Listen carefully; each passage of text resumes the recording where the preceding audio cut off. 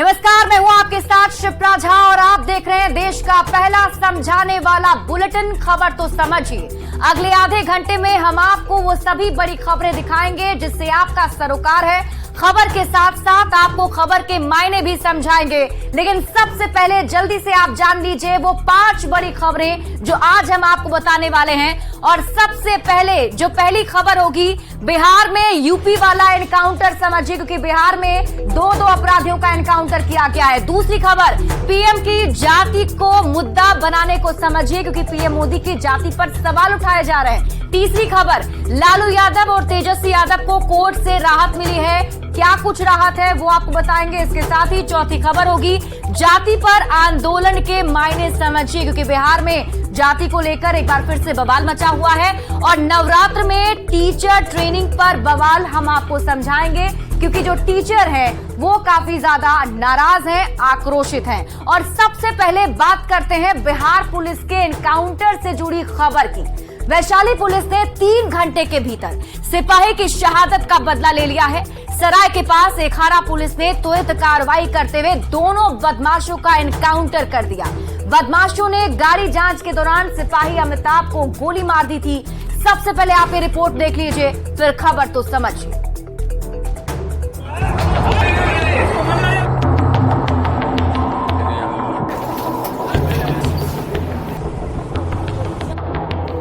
बिहार में यूपी जैसा encounter, constable की हत्या करने वाले दोनों बदमाश ढेर।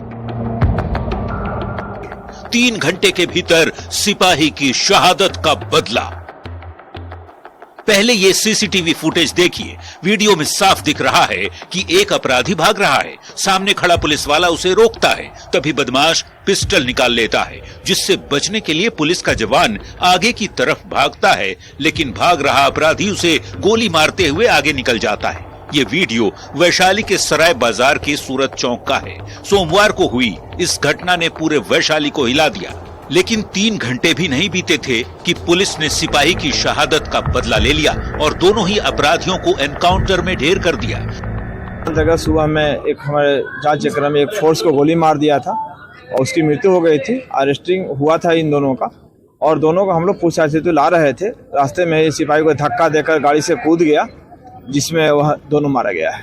प्रत्यक्षदर्शियों की माने तो सूरत चौक पर पुलिस गाड़ियों की जांच कर रही थी। इसी दौरान पुलिस को 2 लोगों पर शक हुआ। पुलिस ने दोनों को रोकने की कोशिश की तो वे भागने लगे। एक अपराधी तो पुलिस के हत्थे चढ़ गया, लेकिन दूसरे ने भागने के क्रम में कांस्टेबल अमिताभ को गोली मार दी। घायल जवान को अस्पताल ले जाया गया, लेकिन उसकी जान नहीं बच सकी। खेल रहे थे, हमले में दौड़े, बच्चा सब था, लड़का सब, बच्चा सब था, लड़की सब 25 से 30 साल में। गार्ड साहब खेल रहे थे, गार्ड साहब के सामने हम लोग भी दौड़े हैं। ये भाग रहा था, स्कूल रोड में भागा है। उसके बाद मार्केट है, मार्केट के सामने गोली निकाल के मार दिया। पुलिस का कहना है कि सिपाही अमिताभ को गोली लगने के बाद इलाके की घेराबंदी की गई और दोनों ही अपराधियों को पकड़ लिया गया। लेकिन पूछताछ के लिए ले जाते वक्त दोनों ही गाड़ी से उतरकर भागने लगे, जिसके बाद पुलिस को गोली चलानी पड़ी और दोनों अपराधी मारे गए। सिपाही अमिताभ की मौत के बाद मुंगेर में उनके पैतृक गांव में मातम पसर गया है। ये बहुत अच्छे स्वभाव के आदमी थे, बहुत साहसी थे और बहुत अच्छे स्वभाव के आदमी थे।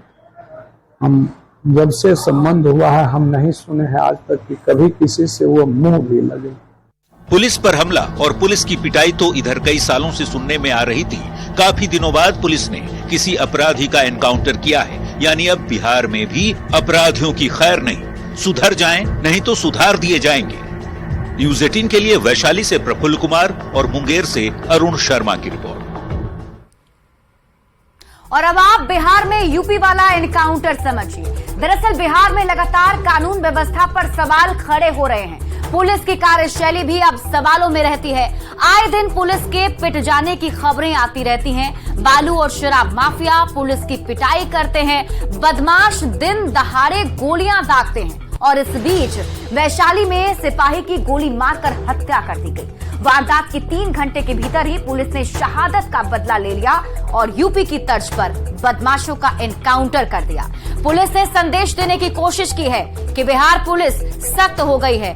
पुलिस अपना इमेज भी अब सुधारने की कोशिश कर रही है। वर्दी पर लगे जो दाग हैं उसे अब साफ करने की कोशिश की जा रही है, क्योंकि लगातार ऐसी खबरें सामने आती रही हैं जब पुलिस पर हमला होता है। लेकिन इस बार अपराधियों ने पुलिस के अधिकारी को, यानी कि जो पुलिस के सिपाही अमिताभ, उन्हें गोली मारकर उनकी हत्या कर दी थी। बढ़ते हैं आगे और अब बात करते हैं 2024 के लोकसभा चुनाव में क्या जाति ही सियासी मुद्दा बनने जा रही है।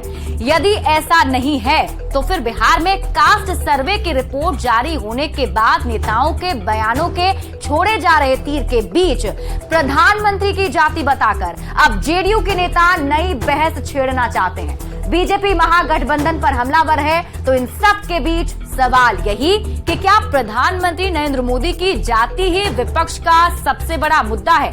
पहले आप ये रिपोर्ट देख लीजिए, फिर खबर तो समझिए।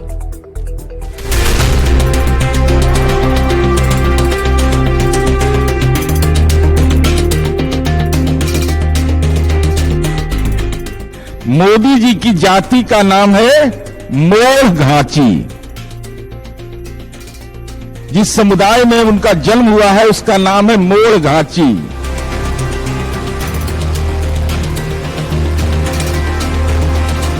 मोदी जी पर आरोप लगा 2019 में कि मोदी जी ने 2002 में इसको ओबीसी में शामिल कर लिया। शनिवार को दिए जेडीयू नेता नीरज कुमार के इसी बयान पर सियासत गर्म है। बिहार में जाति की सियासत के बीच सवाल प्रधानमंत्री की जाति का उठाया जाने लगा है। ऐसे में बीजेपी के नेता ताबड़तोड़ जुबानी हमले कर रहे हैं। केंद्रीय मंत्री गिरिराज सिंह ने तो जेडीयू वालों से राहुल गांधी का ही धर्म पूछने को कहा है। नरेंद्र मोदी को गरीब की चिंता है, नीतीश कुमार के सर्टिफिकेट की चिंता नहीं है। पूछे न जा करके जात राहुल गांधी कि ईसाई है कि पारसी है कि हिंदू है, जरा पूछ ले। जितनी श्रमजीवी जातियां हैं जो अपने परिश्रम के बल पे जो पेशा अपनाए हुए हैं, उसको ये लोग अपमानित करने का काम कर रहे हैं।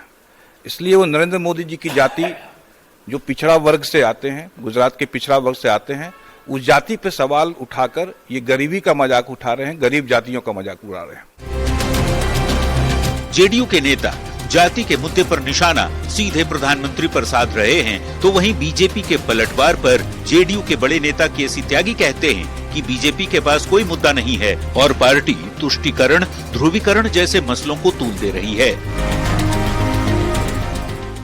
भारतीय जनता पार्टी के पास तुष्टीकरण, मुस्लिम विरोध और ध्रुवीकरण के अलावा कोई मुद्दा नहीं। चुनावी शतरंज के अवसर पर जिस तरह से जाति का मोहरा चला जा रहा है, उससे लगता है कि विकास से दूर महागठबंधन के नेता जानबूझकर जाति को ही मुद्दा बनाने की कोशिश कर रहे हैं और ऐसे में सियासत का गर्म होना लाजिमी। न्यूज़ 18 के लिए पटना से शैलेंद्र कुमार और दिल्ली से अमितेश सिंह की रिपोर्ट। और अब आप पीएम मोदी की जाति को मुद्दा बनाने के मायने को समझिए। दरअसल बिहार सरकार जाति पर ज्यादा फोकस कर रही है। हाल ही में बिहार सरकार ने कास्ट सर्वे की एक रिपोर्ट भी जारी की है, जिसमें कास्ट सर्वे के आंकड़े पर विपक्ष ने सवाल उठाया है। और इस बीच जेडीयू के नेता नीरज कुमार ने पीएम मोदी की जाति वाला बयान दिया। लोकसभा चुनाव से पहले जाति के मुद्दे को कैच कराने की कोशिश की जा रही है और जेडीयू की जाति वाली सियासत पर बीजेपी पलटवार कर रही है। विकास, लॉ एंड ऑर्डर से ध्यान भटकाने का आरोप लगाया जा रहा है, यानी जाति से लेकर बात धर्म तक की होने लगी है। बीजेपी नेता गिरिराज सिंह ने तो राहुल गांधी की जाति और धर्म पूछने की चुनौती जेडीयू नेताओं को दे दी है। सवाल है कि क्या पीएम मोदी की जाति ही विपक्ष के लिए मुद्दा बन गया है, क्योंकि अभी लगातार पीएम मोदी की जाति को लेकर ही बिहार में सियासत गर्म है। बढ़ते हैं आगे और अब बात कर लेते हैं बिहार में जातिगत गणना की रिपोर्ट के बाद से ही सियासत चरम पर है। कई जातियों के नेताओं को लगता है कि उनकी संख्या को कम करके दिखाया गया है और अपनी अपनी जातियों के पक्ष में कई नेता आंदोलन की बड़ी तैयारी में भी जुट गए हैं। हालांकि सत्ता पक्ष के नेताओं का कहना है कि बिना किसी आधार के आरोप लगाने का कोई मतलब नहीं है। पहले आप ये रिपोर्ट देख लीजिए, फिर खबर तो समझिए। देखिए, ये पूरी तरह से जाति गणना नहीं था, ये पूरी तरह से राजनीति का गणना था। तो हमारी संख्या है, ये दिखलाया गया है जो फिगर, इसमें कमी है। मुसहर है, पासुक है, इन लोगों की संख्या को कम दर्शाने का काम किया। आरएलजेडी के बैनर तले हुए प्रदर्शन की ये तस्वीरें 14 अक्टूबर की है, जब जातीय गणना में कुशवाहा समाज की संख्या कम दिखाने का आरोप लगाकर उपेंद्र कुशवाहा की पार्टी ने राजभवन मार्च किया था और बताने की कोशिश हुई थी कि उनकी जाति के साथ नाइंसाफी हुई है। में लाठी भी खाना पड़े, जेल भी जाना पड़े तो हम जेल भी जाएंगे, लाठी भी खाएंगे। कुशवाहा की तरह ही कई जातियों के नेता और उस समाज के लोग बैठक कर बड़ी आंदोलन की तैयारी में जुटे हुए हैं। पासवान जाति की पटना में बैठक हुई। बहुत ऐसी जातियां हैं जैसे पासवान है, मुसहर है, पासुक है, इन लोगों की संख्या को कम दर्शाने का काम किया। तो वहीं वैश्य समाज की कुछ जातियों में भी नाराजगी देखी जा रही है। इनको भी लगता है कि जातीय गणना में उनकी संख्या कम दिखाई गई है। तो हमारी संख्या है, ये दिखलाया गया है जो फिगर, इसमें कमी है। हमारा आपत्ति इस पर है। जातीय गणना को लेकर जिस तरह से अलग अलग जातियों के अंदर से आवाज उठ रही है, उसको देखते हुए बीजेपी भी सरकार पर हमलावर है।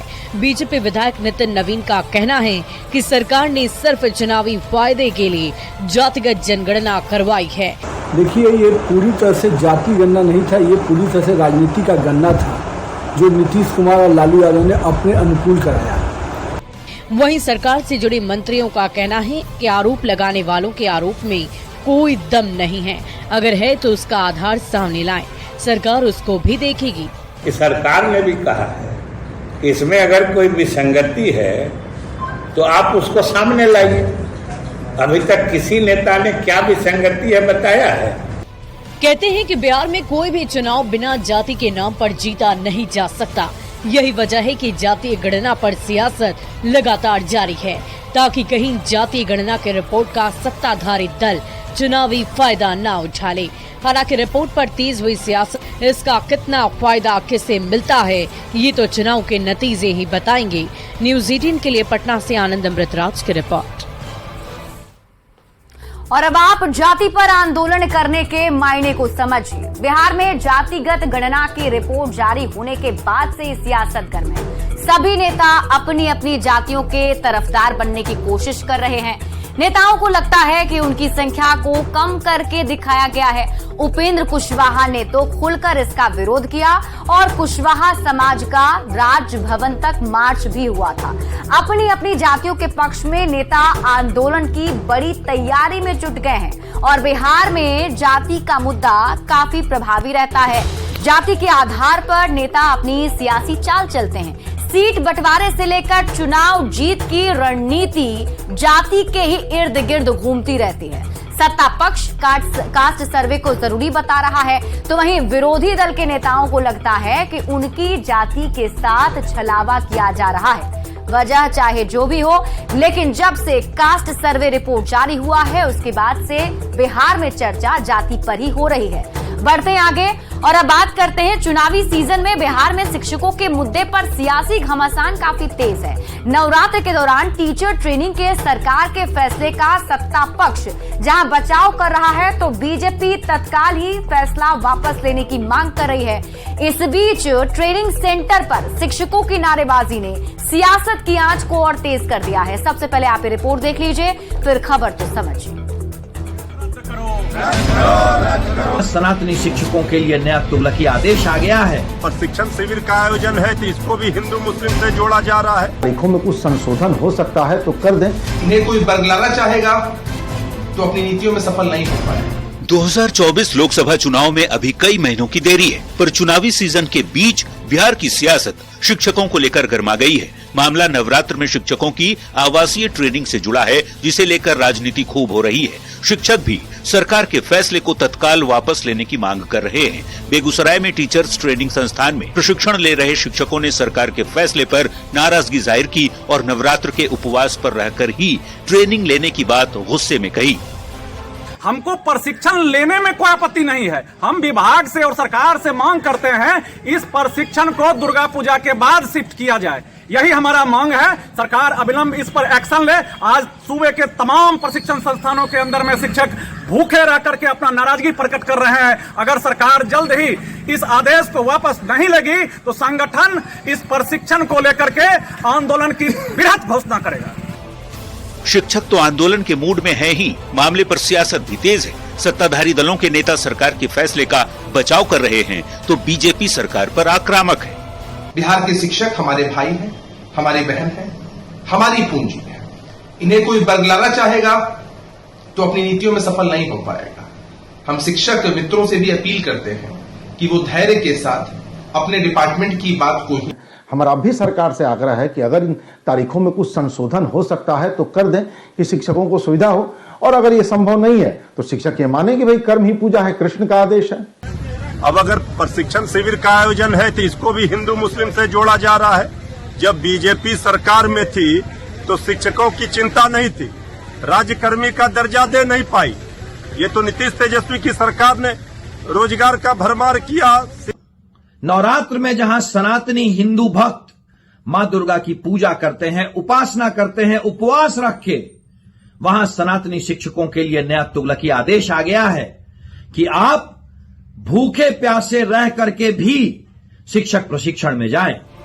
वैसे दुर्गा पूजा में टीचर्स ट्रेनिंग पर सियासत क्यों हो रही है तो इसकी वजहें भी जान लीजिए। दरअसल नवरात्र की छुट्टियों में शिक्षकों के आवासीय प्रशिक्षण का फरमान जारी किया गया है। सरकारी स्कूलों में दुर्गा पूजा में पहले से ही अवकाश घोषित है। दुर्गा पूजा के दौरान टीचर्स ट्रेनिंग को लेकर सियासत तेज हो गई है। जाहिर तौर पर बिहार में टीचर्स ट्रेनिंग की टाइमिंग को लेकर खूब हंगामा मचा है। Bureau report, news 18। और अब आप नवरात्र में टीचर ट्रेनिंग पर बवाल को समझिए। दरअसल लोकसभा चुनाव से पहले शिक्षकों को मुद्दा बनाने की कोशिश होती रही है। शिक्षकों की आवासीय ट्रेनिंग पर घमासान छिड़ गया है। नवरात्र के दौरान ट्रेनिंग को लेकर शिक्षकों में काफी नाराजगी है। सरकार के फैसले के विरोध में शिक्षकों को बीजेपी का भी साथ मिल गया है। सरकार से तत्काल ही इस फैसला को वापस लेने की अपील की जा रही है। नवरात्र के दौरान पहले से ही स्कूलों में अवकाश घोषित कर दिए गए हैं और इस बीच शिक्षा विभाग के फरमान ने शिक्षकों की परेशानी बढ़ा दी है। कई शिक्षक नवरात्र में फलाहार या फिर उपवास भी करते हैं। अब पर्व के दौरान ट्रेनिंग के आदेश को बीजेपी तुष्टीकरण से जोड़कर देख रही है। चुनौती दी जा रही है कि सरकार छुट्टियों में भी हिंदू मुसलमान कर रही है। हालांकि इस पर पलटवार भी सत्ता पक्ष की तरफ से किया जा रहा है। बढ़ते आगे और अब बात करते हैं लालू फैमिली को दिल्ली की राउज एवेन्यू कोर्ट से थोड़ी राहत मिली है। पहले लैंड फॉर जॉब केस में लालू राबड़ी और तेजस्वी यादव को पेशी से छूट मिल गई। लालू परिवार के वकील की ओर से की गई अपील पर कोर्ट से सहमति जताते हुए पेन ड्राइव में कॉपी दिए जाने का निर्देश दिया।